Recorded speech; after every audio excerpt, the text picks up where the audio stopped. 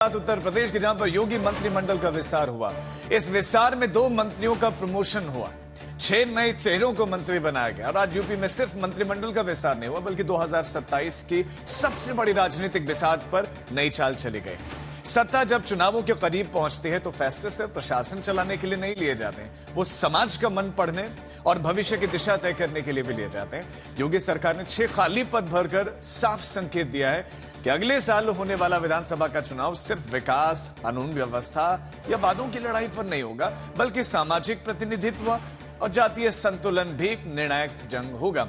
योगी मंत्रिमंडल विस्तार के जरिए ब्राह्मण चेहरों को भी जगह देकर संदेश दिया गया। गैर यादव ओबीसी समुदायों को साधने की कोशिश हुई, दलित और महिला प्रतिनिधित्व को भी आगे बढ़ाया गया और पश्चिम से पूर्वांचल तक क्षेत्रीय संतुलन साधने का प्रयास दिखा। दरअसल बीजेपी अच्छी तरह से समझती है कि यूपी सिर्फ देश का सबसे बड़ा राज्य नहीं है, बल्कि दिल्ली की सत्ता का सबसे मजबूत दरवाजा भी है।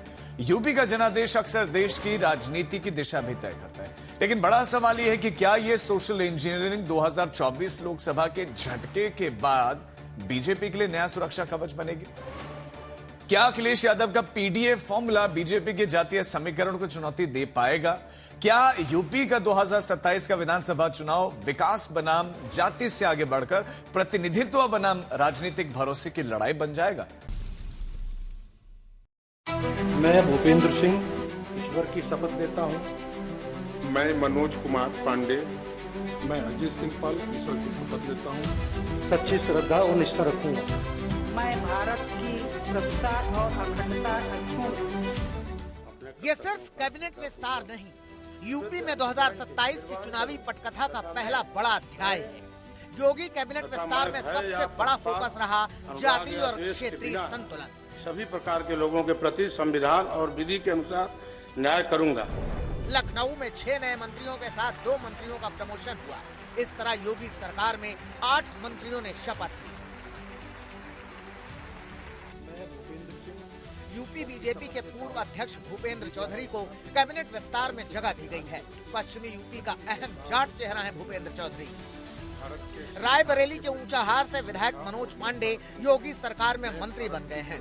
यूपी में मनोज पांडे बड़े ब्राह्मण चेहरों में से एक है। 2024 में समाजवादी पार्टी का दामन छोड़कर मनोज पांडे योगी सरकार में शामिल हुए थे। मैं कृष्णा पासवान ईश्वर। यूपी की खागा सीट से कृष्णा पासवान मंत्री बने। चौथी बार की विधायक कृष्णा पासवान पासी समुदाय की नेता हैं। लोधी समुदाय से आने वाले कैलाश राजपूत को भी मंत्री बनाया गया है। कन्नौज के तिरवा से बीजेपी विधायक कैलाश राजपूत की ओबीसी में अच्छी पकड़ है। सुरेंद्र दिलेर। अलीगढ़ की खैर सीट से विधायक सुरेंद्र दिलेर को भी मंत्री बनाया गया है। एससी समुदाय के बड़े नेता हैं सुरेंद्र दिलेर। यूपी विधान परिषद के सदस्य हंसराज विश्वकर्मा भी मंत्री बन गए हैं। पिछड़े समाज के नेता के रूप में हंसराज विश्वकर्मा की धमक है। मैं निश्चित रूप से जो अपेक्षाएं हैं नेतृत्व की, अपने सभी कार्यकर्ताओं के साथ मिलकर जो भी काम मिलेगा, जो विभाग मिलेगा, माननीय मुख्यमंत्री जी के नेतृत्व में उत्तर प्रदेश की बेहतरी के लिए, विकास के लिए काम करेंगे। मेरा ये संकल्प होगा कि जो जिम्मेदारी पार्टी ने और सरकार में हमें दी है उसका पूरा हम लोग पालन करेंगे। पूरी मेहनत से, निष्ठा से उन रास्तों पर आगे चलेंगे और आगे बढ़ेंगे और जनता के काम करेंगे। इतना अच्छा दिन है आज। भारतीय जनता पार्टी मातृ डे है और मातृ डे में आज मुझे शपथ दिलाई है। तो आप जानते हो कि महिलाओं के प्रति, बच्चियों के प्रति कितना ज्यादा संवेदनशील है भारत। जो जिम्मेदारी मुझे भारतीय जनता पार्टी की सरकार ने दी है, मोदी जी ने, योगी जी ने दी है, उसको अच्छे से निर्वहन करने का पूरा प्रयास करूंगा और अपनी जिम्मेदारी को अच्छे से निभाऊंगा। उत्तर प्रदेश की राजनीति में हर कैबिनेट विस्तार सिर्फ शपथ नहीं होता, आने वाले चुनावों के संकेत भी होते हैं। इस संकेत को साफ साफ पढ़ा जा सकता है। मंत्रिमंडल विस्तार में 2 मंत्रियों को प्रमोट किया गया है। मेरठ दक्षिण से विधायक सोमेंद्र तोमर का इस मंत्रिमंडल विस्तार में प्रमोशन हुआ है। योगी कैबिनेट में सोमेंद्र तोमर का कद बढ़ा है। सोमेंद्र तोमर को बीजेपी का मजबूत गुर्जर चेहरा माना जाता है। योगी मंत्रिमंडल में राज्य मंत्री अजित पाल का भी मंत्रिमंडल विस्तार में प्रमोशन हुआ है। कानपुर देहात की सिकंदरा सीट से अजीत सिंह पाल विधायक हैं। ये पाल समुदाय के बड़े नेता हैं।